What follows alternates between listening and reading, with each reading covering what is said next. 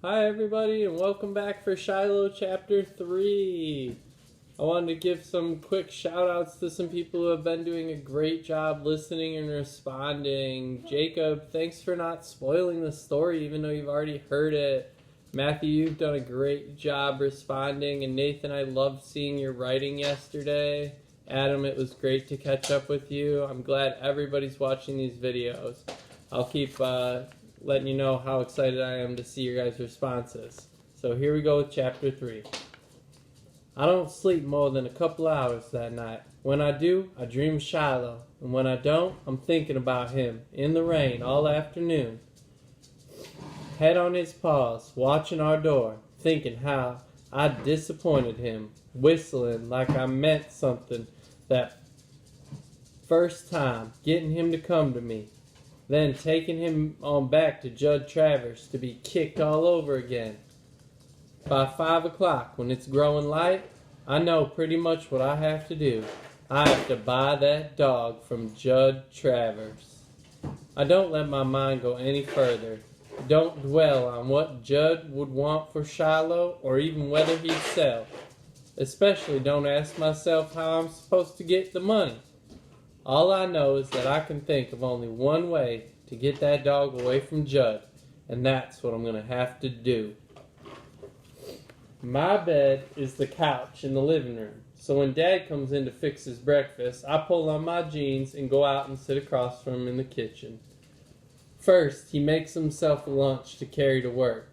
He drives his Jeep to the post office in Sisterville, where he cases mail for around 200 families and delivers it.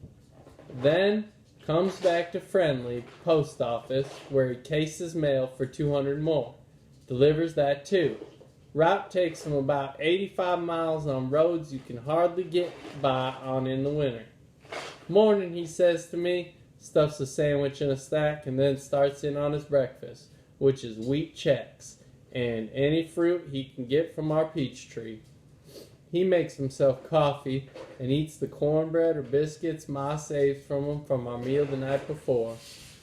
Can you think of a way I could earn myself some money, I ask him, with this froggy kind of voice that shows you aren't woke up yet. Dad takes another bite of cornbread and looks at me for a moment, then goes on studying his cereal and says exactly what I figure he'd say. Collect some bottles, take them in for the deposit, pick up some aluminum cans, maybe for the recycling place. I mean real money, got to have it faster than that. How fast? I try to think. I wish I could earn it in a week, but I know I can't. I have to go out every day for a whole summer collecting cans and bottles to have much of anything at all. A month, maybe, I tell him. I'll ask along my mail route, but I don't know many folks with money to spare, he says, which is what I thought. After Dad's gone off, Becky gets up before Ma, and I fix her a bowl of Cheerios, put her sneakers on so she won't stub her toes, and brush the snarls from her hair. Read once in a book about how some kids earn money babysitting. Boy, if I ever got paid even a nickel for every time I take care of Becky and Darla Lynn, too, I'd have a lot of dollars. I do a whole bunch of jobs that other kids, other places get paid to do, but it wouldn't ever occur to me to ask for pay. If I asked Dad, he'd say, "You live in this house, boy." And when I say yes, he'd say, "Then you do your share like the rest of us," which is why I never asked. "More Cheerios," says Becky. And all the while I'm making her breakfast, I'm thinking the best route to take to find aluminum cans. By the time Darla Lynn gets up, wearing one of Dad's old t-shirts for a nightgown, I'd figured how I could double my can count. But when Ma gets up a few minutes later, she takes one look at me and guesses what I'm thinking. "You got that dog on your mind," she says, lifting the big iron skillet to the stove and laying some bacon on it. "Thinking don't cost nothing," I tell her. She just gives me a little smile and then sets about making my bacon crisp the way I like it. And we don't say anything more about Judd's dog. Must walk 5 miles that morning, and all I find is 7 cans and 1 bottle. When Dad comes home about 4, he hasn't found anybody looking for help either, but says The Sears Fall catalog come in this afternoon. Marty, you got nothing better to do tomorrow. You could ride my route with me. Help deliver 'em. I say yes to that. No, I won't get nothing more out of it than a soft drink at the gas station, but I like going around in the Jeep, riding over the back roads like Rip and Tuck and Cow House Run Road with Dad. Can't take a bag with me just in case. Pick up any cans or bottles I happen to see. That night, Dad and I sit out on the porch. Ma's in the swing behind us, shelling lima beans for the next day. And Becky and Darla Lynn in the grass, catching lightning bugs, putting them in a jar. Dad laughs at the way Becky squeals when she gets a bug in her hand. But seeing those bugs in a jar reminds me of Shiloh all chained up at Judd's, a prisoner, as sure as those bugs. Truth is, everything reminds me of Shiloh. Once you got a dog to look at you the way Shiloh looked at me, you don't forget it. "Got 17, Darla Lynn shouts. Aren't they pretty, Ma?" "Almost could turn off the electricity and let 'em light the kitchen," Ma says. "You gonna let 'em go?" I ask. Darla Lynn shrugs. "They'll die if you keep 'em in a jar," I tell her. Becky, she comes over and crawls onto my lap. "We'll let 'em go, Marty," she says, and kisses me on the neck. A butterfly kiss, she calls it. Bats her eyelashes against my skin. It feels like moth wings. She laughs and I laugh. Then, far off, I hear a dog. Leastwise, I think it's a dog. Could be a fox cub, but I think Shiloh. "You hear that, Ice, Dad?" "Just a hound complaining," is all he says. Next morning, Dad gives me a nudge when he comes through the kitchen, and I'm up like a shot. We ride to Sisterville, and I haul all those catalogs out to the Jeep, while Dad cases mail. Not everybody gets a catalog, of course, but anyone who places an order with Sears during the year gets one, so there's lots to load up. By 8:45, we're on the route. Dad pulls the Jeep up close to the mailbox, and I stuff the mail in, turn up the little red flag on the side, if there is one. Some folks even wait down at the box, and then you feel real bad if you don't have anything for them. Dad knows everybody's name, though, and he always takes time to say a little something. "Morning, Bill," he says to the old man whose face lights up like Christmas when we stop. "How's the wife doing?" "About the same," says the man, "but this catalog's sure gonna cheer her up." And he sets off for his house, mail tucked under his arm.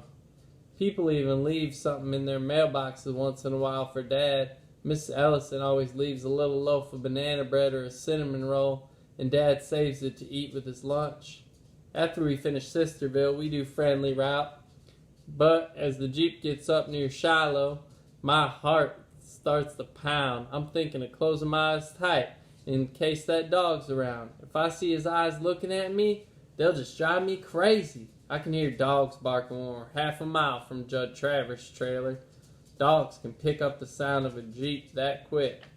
I get Judd's mail ready for him. He hasn't got any catalog coming, but he's got another 2 magazines that'll probably warm his heart. Guns and ammo and shooting times. Why don't you take a magazine about dogs, I'm thinking. Teach 'em how to be kind.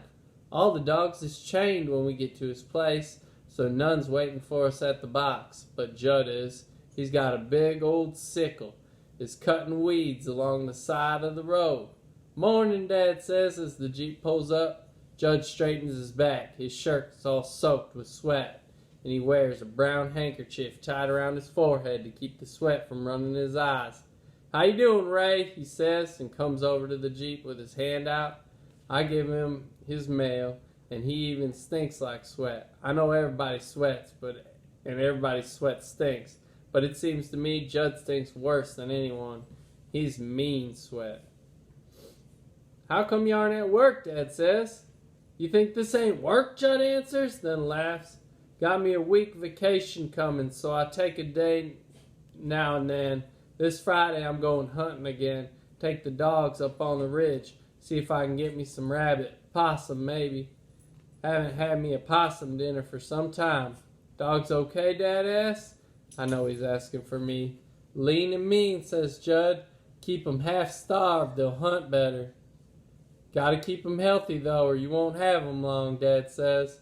I know he's saying that for me, too. "Lose one, I'll buy another," Judd tells him. I can't help myself. I lean out the window where I can see his face real good. Big, round face, whiskers on his cheeks and chin where he hasn't shaved his face for 5 days. Tight little eyes looking down on me beneath his bushy brows. That dog that followed me home the other day, I say, he okay? He's learning, says Judd. Didn't give him an ounce of supper that night. Just put him where he could watch the others eat. Teach him not to wander off. Got him back in the shed right now. My stomach hurts for Shiloh.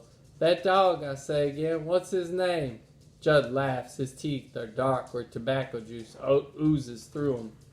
Hasn't got a name. Never name any of my dogs. Dog 1, 2, 3, and 4 is all. When I want 'em, I whistle. When I don't, I give 'em a kick. Get, scram, out. That's my dog's names. He laughs, making the fat on his belly shake. I'm so mad I can't see. I know I should shut my mouth, but it goes on talking. His name's Shiloh, I say. Judd looks down at me and spits sideways, studies me a good long time, then shrugs as the Jeep moves forward again and on along the river. Alright, guys. For tonight, if you guys just want to predict what you think will happen in Chapter 4, will he propose to Judd buying the dog or his parents, or will he try and find some more odd jobs to earn money? I'm not sure. And if you've already heard the story, like some of my friends, you might want to write about a character. Tell me what you think about Marty. Is he a smart kid? He seems like he's pretty kind. Maybe we could come up with some character traits. So great job listening again today, and we'll see you guys on Monday for your next chapter, Chapter 4. Have a great weekend. Bye.